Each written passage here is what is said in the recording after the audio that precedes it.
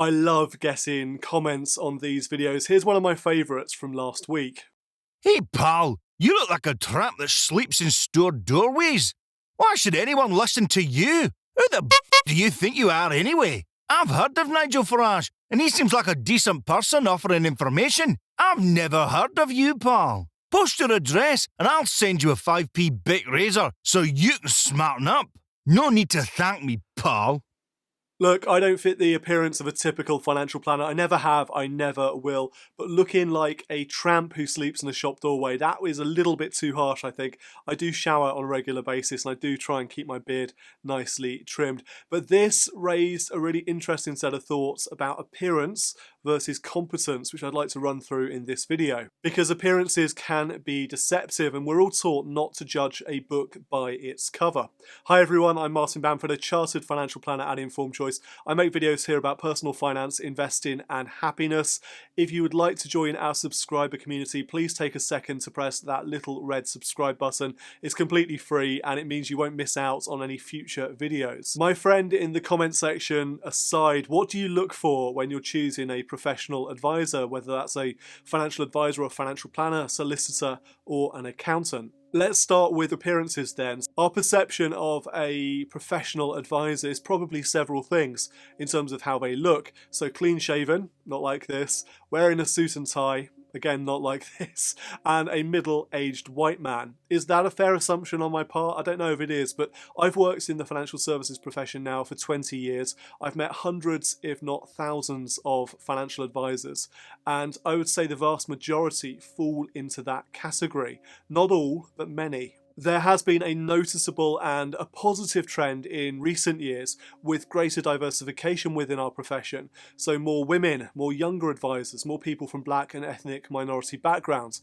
And this is progress. When you go along to conferences, well, maybe not this year, not many conferences taking place in 2020, but in the past few years certainly, there has been a lot more people at those conferences who break the mold, who don't look like your typical notion of a financial advisor.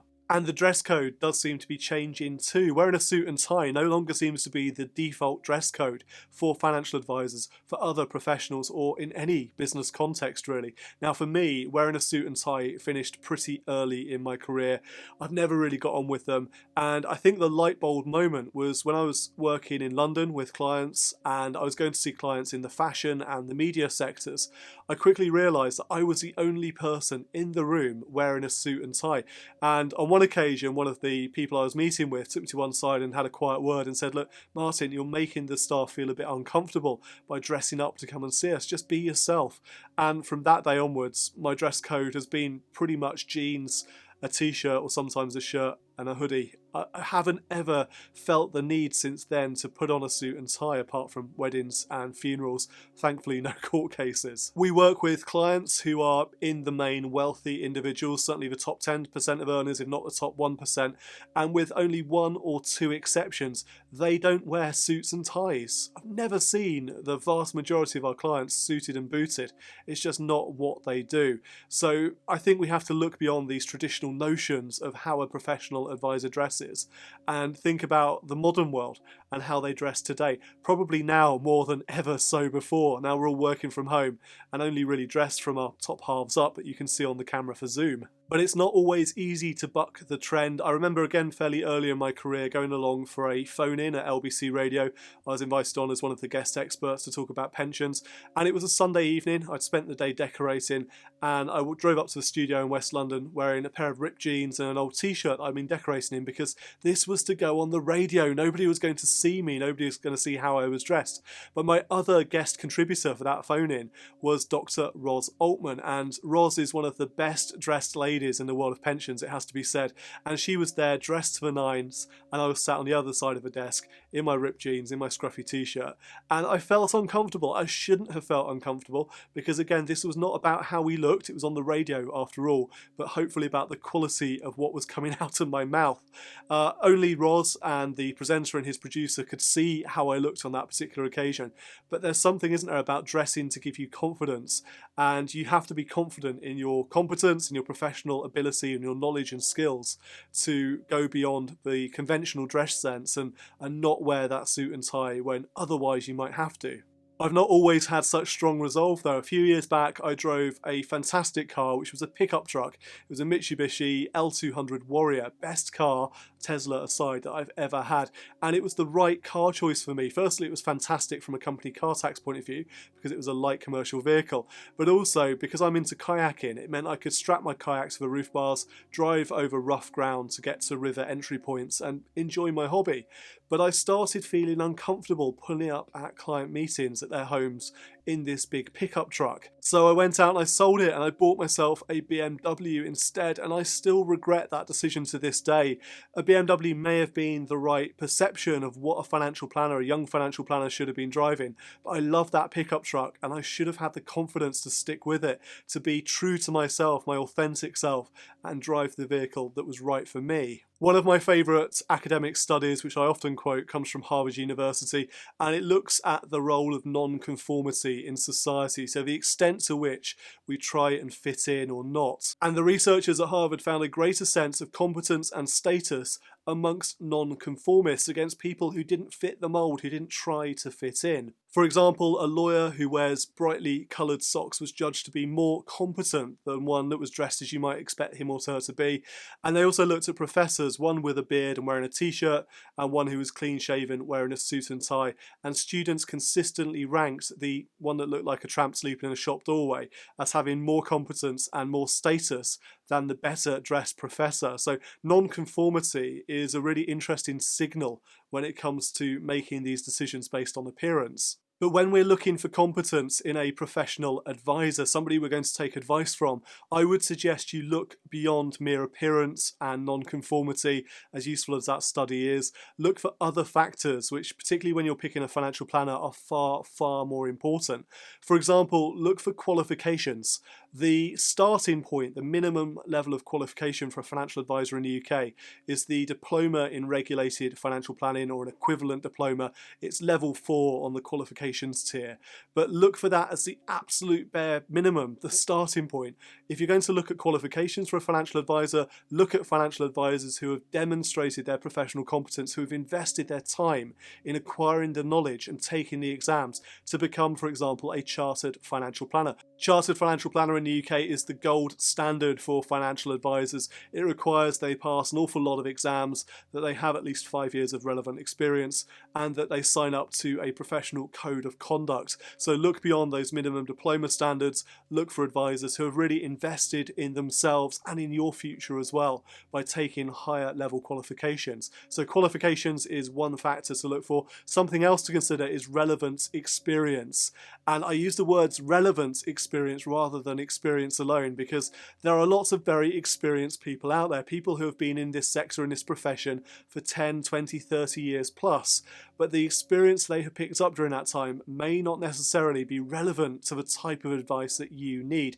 Now look, every financial advisor out there should be able to do the basics: ISA investing, life assurance, stakeholder pensions advice. But as soon as you get into areas of financial advice and financial planning which are more complex, which are more involved, please do look over and above your traditional generalist financial planner. Look for a specialist, look for somebody who has relevant experience. For example, with pensions and divorce, for investments from personal injury settlements, for care fees planning, moving into a residential care home. These are all very specialist areas of advice, and you really shouldn't be working with a generalist advisor when it comes to these. In the world of financial advice in the UK, financial advisors are either independent or they are restricted. Please always go with an independent financial advisor. The regulatory definition of an independent financial advisor is any advisor or firm that provides independent advice can consider and recommend a wide range of retail investment products that could meet your needs and objectives. Independent advisors will also consider products from a wide range of firms across the market and will give unbiased and unrestricted advice. So anything that's not an independent advisor is by virtue a restricted advisor. Why would you go for somebody that is restricted, that is not able to offer you unbiased and unrestricted advice? This is all about someone that's acting in your best interests rather than somebody who's representing a particular company selling products from their stable. Independent financial advice, along with being a chartered financial planner, is the gold standard. So always look for that highest standard, that highest quality. Independence is a regulatory definition, and regulation is another really important factor to look for if we're looking beyond mere appearance and non-conformity. So make sure when dealing with any financial advisor that they are authorised and regulated by the Financial Conduct Authority, the FCA. And in the UK, the FCA is the regulator of financial services. It's actually the firm, the business, that is regulated in many cases, and then they will certify individuals within the firm to give advice. This is under a regime called the Senior Managers and Certification Regime, or SMCR. So look out for a firm that is authorised and regulated by the FCA, and look for an individual who is certified by that authorised and regulated firm. This is so important. You only work with regulated advisors, because doing so gives you three key areas of protection. Firstly, they have to follow all of the FCA's rules and guidance and principles around things like suitability and treating customers fairly. The FCA also makes sure that they have in place capital resources, so they have professional indemnity insurance in place, they have capital adequacy, so if things go wrong, they're not some fly-by-night organisation, they actually have money in the bank to back up the advice they're giving. Secondly, if things do go wrong and you have a complaint about a regulated firm and you are dissatisfied with the outcome of that complaint, you can escalate it to the Financial Ombudsman Service. If you don't work with a regulated financial advisor, you have no recourse to the Financial Ombudsman Service. And then thirdly, and this ties in a bit with professional indemnity insurance and capital adequacy, if things go really badly wrong and the firm that gave you advice goes bust and they owe you money, for example, because they've given you bad advice, you then fall under the safety net of the Financial Services Compensation Scheme, the FSCS. So you get protection for your money, for the advice that was given, for the products that you've bought via that firm. So three really important layers of consumer protection that you only get with a regulated financial advisor. So when choosing a financial advisor or wealth manager or any other professional advisor, in fact, you can look at their appearance, sure. You can look for somebody that's scruffy, looks like a tramp sleeping in a store doorway. That isn't sticking with me at all, is it? Or you can look beyond that. You can look for their competence and qualifications. You can look for their independence. You can look for their relevant experience, and you can look for their regulated status, all far more important attributes than how they dress and how they look. Would you take financial advice from someone who looks like a tramp sleeping in a store doorway? Let me know in the comments below. As I said right at the start of this video, I do love reading your comments. I try and reply to as many as I possibly can. Thank you so much for watching this video. Until next time, I'm Martin Bamford, and when it comes to your money, the more you know, the faster it can grow.